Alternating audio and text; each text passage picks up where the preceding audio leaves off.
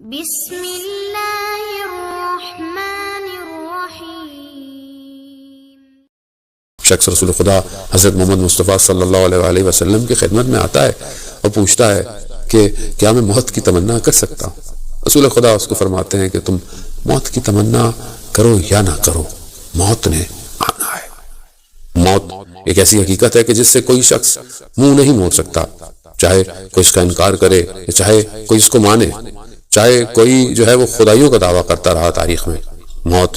سب کو آنی ہے۔ اسے بہتر ہے کہ انسان بہت جلدی اس کی طرف متوجہ ہو جائے، بہتر ہے کہ انسان اپنی زندگی کو اس راستے کی طرف گامزن کرے کہ جو اسے موت شکست نہ دے سکے۔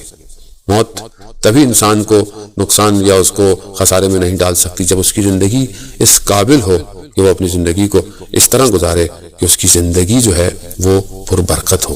اس کی زندگی ایسی ہو کہ جس نے خداوند متعال کی راہ میں اپنا سب کچھ خرچ کر دیا ہو، چاہے وہ اس کی دن اور ایام ہو، چاہے وہ اس کا مال ہو، چاہے وہ اس کی اولاد ہو۔ انسان اپنی زندگی میں دارائی جمع کرتا رہتا ہے، بہت کچھ جمع کرتا ہے زندگی میں، لیکن ایک دن اس کو یہ سب کھو ہی دینا پڑتا ہے، اور یہ ساری چیزیں دنیا میں رہ جاتی ہیں۔ اگر ان ساری چیزوں کو اس طرف یا اس ہدف کے لیے حاصل کرے کہ یہ سب خداوند متعال کی راہ میں وہ خرچ کرے۔ خرچ کرنے سے مراد صرف یہ نہیں ہوتی کہ انسان کے پاس کچھ پیسہ ہو یا دولت ہو یا ثروت ہو، اس کو اللہ کی راہ میں یا کوئی ایسے کام کرے۔ انسان کی فکر، انسان کے افکار، انسان کا عمل، اور سب سے بڑھ کر اس کا نظریہ ہے کہ وہ اس دنیا میں کیوں آیا ہے اور اس دنیا میں وہ کر کیا رہا ہے۔ عام انسان، جیسے کہ میں خود ایک عام انسان ہوں، انسان غافل ہو جاتا ہے اپنی زندگی کی بھاگ دوڑ کے اندر۔ وہ اپنے آپ کو سنوارنے، اپنے آپ کو بنانے، اپنی ظاہری چیز کو، اپنی ظاہری زندگی کو اچھا کرنے کے لیے، جو کہ منع نہیں ہے شریعت میں، لیکن اس میں اتنا مگن ہو جاتا ہے کہ اس حقیقت سے کہ جو ایک بہت بلند حقیقت ہے، وہ ایک سعادت سے، اس کمال سے کہ جو اس کے لیے بہت بہترین چیزوں کو اپنے اندر سمیٹے ہوئے ہے، اس سے محروم ہو جاتا ہے۔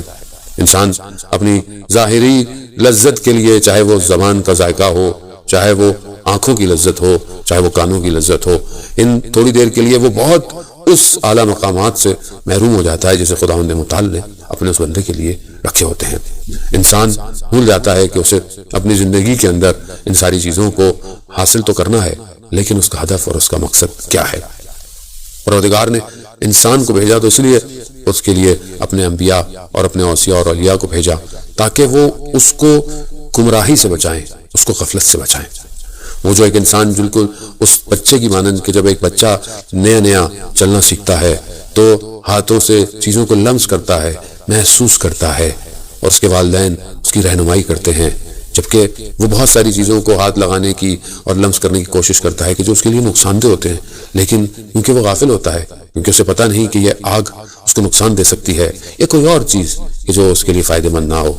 ماں باپ اس کی رہنمائی کرتے ہیں اور اس کو اس راہ کی طرف اور صحیح طریقے سے کہ جہاں وہ سالم رہ سکے۔ اسی طرح خداوند متعال نے بھی اپنے نمائندوں کو بھیجا، اپنے ہادیوں کو بھیجا، اپنی حجتوں کو روئے زمین پر بھیجا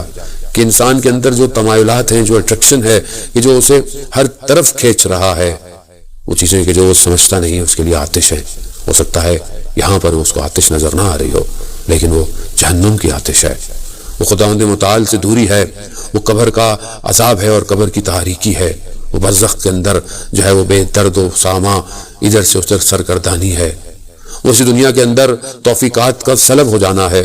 اسی دنیا میں دعاؤں کا قبول نہ ہونا ہے، اسی دنیا میں جو ہے وہ نماز شب کی توفیق کا نہ ہونا۔ انسان کو یہ ساری چیزیں وہ محسوس نہیں کرتا، اور وہ پھر اسی بچے کی طرح دوبارہ سے ضد کر کر، جیسا وہ اپنے ماں باپ کا ہاتھ چھڑوا کر اس ظاہری روشنی کی طرف جو کہ آتش ہوتی ہے ہاتھ ڈالنے کی کوشش کرتا ہے۔ ہم بھی اپنی زندگی میں اسی طرح، خدا ہمیں زندگی میں کھٹ کھٹ اور ایک جھٹکے اور اس طرح کی چیزوں کو دیتا ہے کہ سنبھل جاؤ، میں تمہیں اپنی طرف بلانا چاہتا ہوں،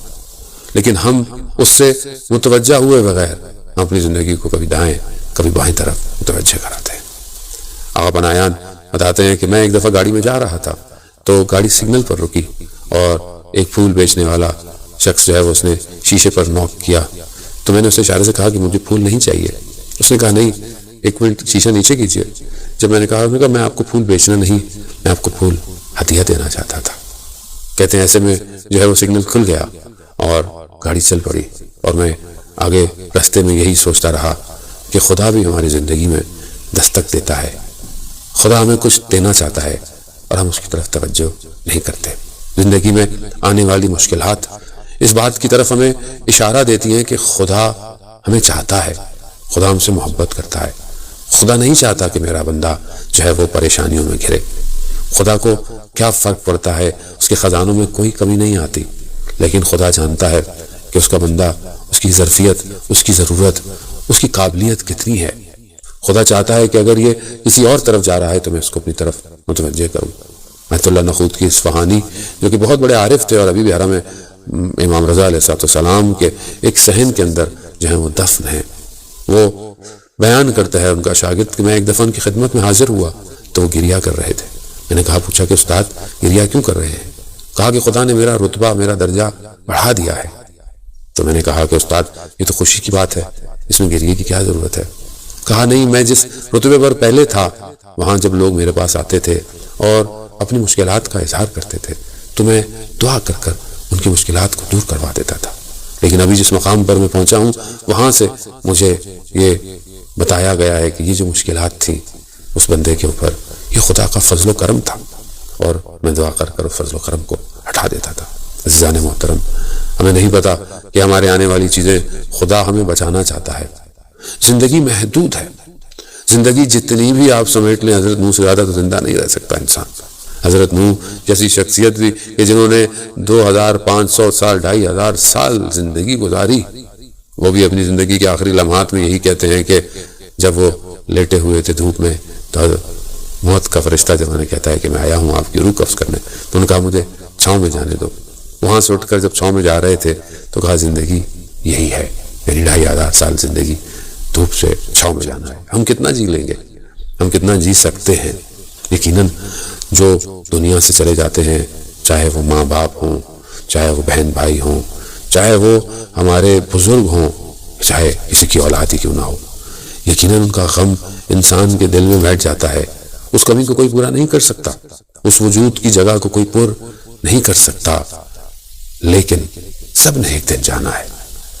اگر کوئی زیادہ دیر یہ تمنا کہتا ہے کہ خوب ابھی اتنی جلدی چلے گئے، یہ جلدی ہماری طرف سے ہے، یہ ہم سمجھتے ہیں کہ جلدی ہے، خدا کی طرف سے ہر ایک وقت معین ہے۔ آئیں ہم ان لوگوں کو کہ جو آج ہمارے پاس سے چلے گئے ہیں، یقیناً ان کے اعمال، ان کی چیزیں، آج ان کی وہ چیزیں بہت بہتر تھیں جس وجہ سے آج ہم ان کو یاد کرتے ہیں۔ وہ ماں باپ جنہوں نے پروان چڑھا کر انسان کو اس قابل بنایا ہو کہ وہ ایک صحیح انسان بن سکے، یقیناً وہ ماں باپ خراج تحسین ہیں، اور ان کے لیے جتنا بھی نیک عمل کیا جائے وہ کم ہے۔ لیکن ہم اس بات کی طرف متوجہ ہوں کہ جس حالات میں دنیا میں لوگ بہت تیزی سے جا رہے ہیں، ہم نے بھی ایک دن اس دنیا سے چلے جانا ہے۔ کیوں نہ ہم بھی آخری سفر کے لیے سامان تیار کریں، کیوں ہم بھی اپنی زیادہ راہ کے توشے کو دیکھیں کہ ہمارے پاس ہے کیا اور ہم نے کیا کیا ہے۔ رات اندھیری میں راوی بیان کرتا ہے کہ میں نے چوتھے امام کو دیکھا کہ رات کی تاریکی میں سامان کو اٹھائے اپنے پشت پر رکھ کر غریبوں اور مسکینوں کے لیے غذا لے کر جا رہے ہیں۔ میں نے کہا کہ مولا یہ مجھے دے دیجئے، میں اٹھا لیتا ہوں، مگر ہم فرماتے ہیں کہ سفر طولانی ہے اور سفر کا سامان کم ہے۔ عزیزان محترم، سفر بہت طولانی ہے، شاید ہم متوجہ نہیں ہیں، شاید ہم قرآن کی آیات کو غور سے نہیں پڑھتے۔ قرآن اچھی خاصی پرسنٹیج کے ساتھ آخرت کو بیان کرتا ہے، 30% کے آس پاس کی آیات جو ہیں وہ آخرت پر مبنی ہیں۔ برزخ ایک لمبا سفر ہے، مرنے کے بعد جو لوگ بھی مرے ہیں اول خلقت سے لے کر ابھی تک وہ سب عالم برزخ میں ہیں۔ عالم برزخ طولانی ہے، اور جب تک قیامت نہیں آئے گی اس میں رہنا ہے انسان نے، اور اس کے بعد پھر قیامت کا وہ محشر کا میدان، وہاں کھڑا ہونا، وہاں سوال اور جواب، اور ایک ایک مقام کا ہزاروں سال بیان کرنا آسان نہیں ہے۔ انسان ٹوٹا پھوٹا ہوا اور شکستہ اعمال کے ساتھ ہے۔ میں خود اپنی عبادت اور اپنی نمازوں کو دیکھوں تو کھوکھلی ہیں، نہ ہو خدا نہ خواستہ کہ یہ وہ نمازیں پلٹا دی جائیں اور مجھے مار دی جائیں،